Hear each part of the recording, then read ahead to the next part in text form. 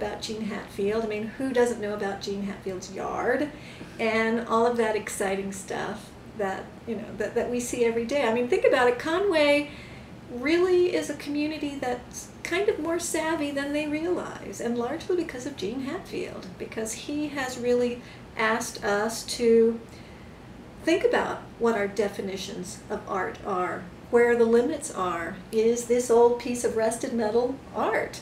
And so I'm grateful to him for having done that for our community. And I was so impressed with him. I was so impressed by the way he talked about art and the way he related to students. And he would say things like, it really gives me pleasure to see those brushstrokes. I really enjoy the way you've handled red and green in this section, you know. And it was really fun to see him and to try to think about what he must have been like as a professor all of those years. You know, when the art department was a much smaller thing, and he was sort of the king. When you go around the buildings and you look at the watercolors, and the watercolors are really what Gene Hatfield is famous for. I think that's where he's at his best.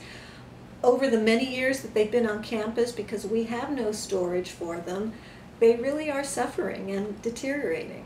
So those are some of the things that I think I and others are concerned about with the Hatfields, that we appreciate his gift, his amazing gift to the university, but we just don't have the budget, the personnel, or the space to maintain them responsibly.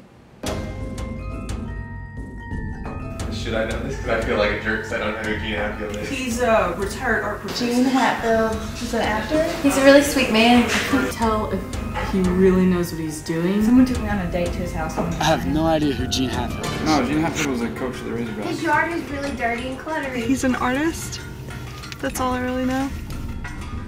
The Purple Bear, some people call it the Buddha Bear or whatever, that's now in the football stadium.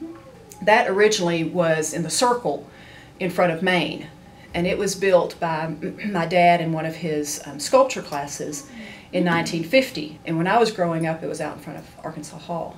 And rival basketball teams and football teams, before they would come to campus for a football game or a game, or before UCA would play them, the rival team would come and dump a gallon or two of paint of their school color on top of the bear. So it has lost a lot of its detail because just gallons of paint have been dumped on it and dumped on it and dumped on it.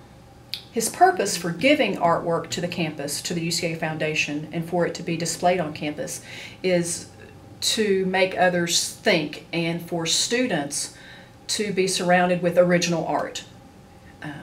Dad is not a fan of prints of any kind.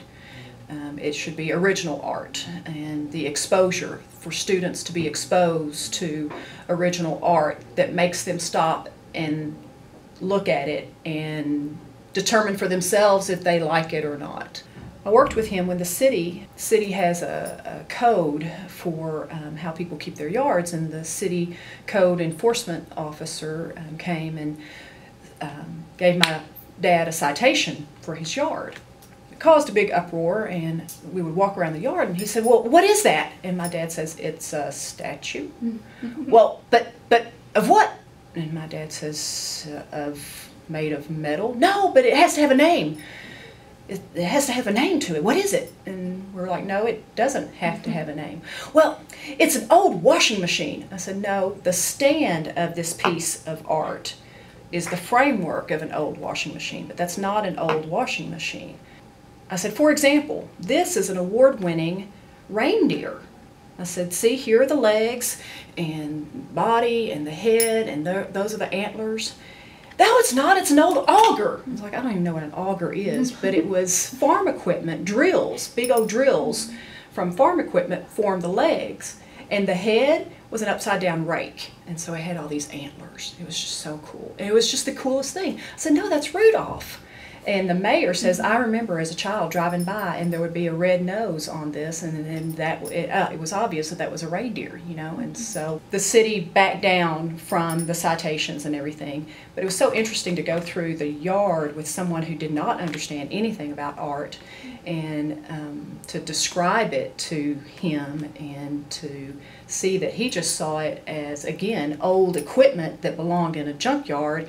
And I had the pleasure of saying, no, don't you see that? Don't you see what this is? I mean, it's obvious. That's a reindeer.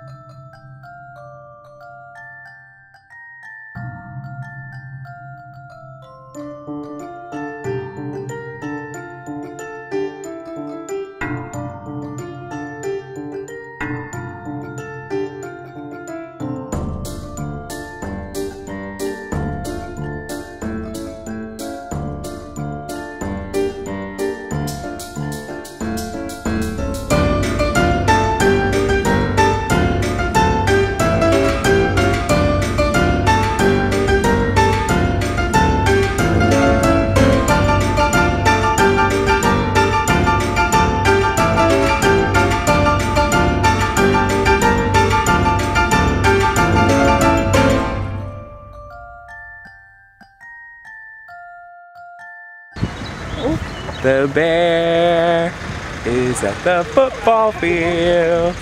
The football field. It's the football field. And now we're going back to the bear. And now we're going back to the bear. But you're not planning on making money off of it? No, absolutely not. Thank you so much. No way. We'll give you 10% of everything we get. Let's get this in. I'm recording. Oh! Yeah, we're good whenever y'all want to start. Are we sure this is my best side, Nick? I think you look wonderful. Oh, gee, but thanks. Welcome to her, seriously. She's very friendly. Does she have a name? Does she have a name? Yeah, her name's Gypsy because she named herself. Gypsy. You mean Gypsy? Gypsy. Is that Katniss? I bet that's Katniss. Oh. You might have sold her. That'll be fine. Hi. Seriously, if you want her, that's fine. I can be a random person that walked through. Yeah. Hopefully you didn't see my face either, right? No. This is really tedious. Yes, it is. Is that him? Are you Gene Hatfield? We don't know. It's so strange. I'm gonna do this more.